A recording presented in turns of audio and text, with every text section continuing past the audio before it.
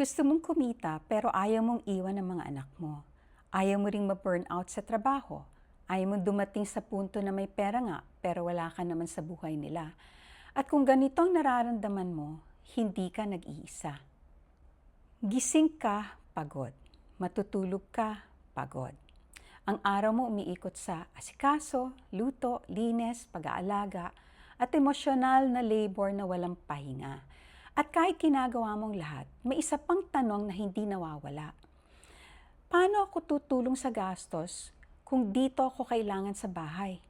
Gusto mong makatulong, gusto mong may ambag, pero ayaw mong mawala sa pagpalaki ng mga anak mo. At totoo, masakit na pakiramdam ang bitawan ang hindi mo gustong bitawan.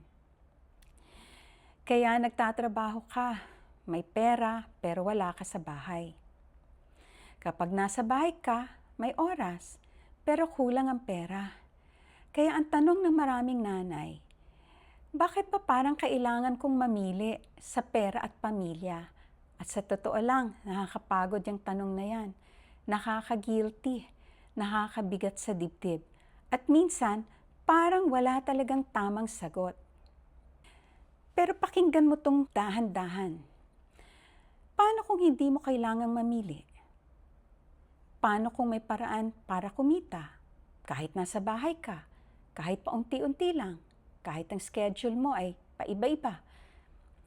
Paano kung pwede kang magsimula sa paraan na hindi ka mawawala sa mga anak mo at hindi rin mawawala ang pangarap na para sa sarili mo? Hindi lahat ng ina kailangang lumabas ng bahay para kumita. May mga paraan na pwede mong simulan ng tahimik, unti-unti, at hindi masakit sa loob. Hindi ka nag-iisa sa laban na to at hindi ka mali sa pangarap mong makatulong sa pamilya, hindi mawala sa mga anak mo at magkaroon ng sariling income story balang araw. Sa mga susunod na videos, pag-uusapan natin kung paano magsimula nang hindi nasasakripisyo ang pamilya at hindi rin napupunit ang puso mo. Di kita minamadali, dito lang ako, kasama kita sa journey mo bilang nanay.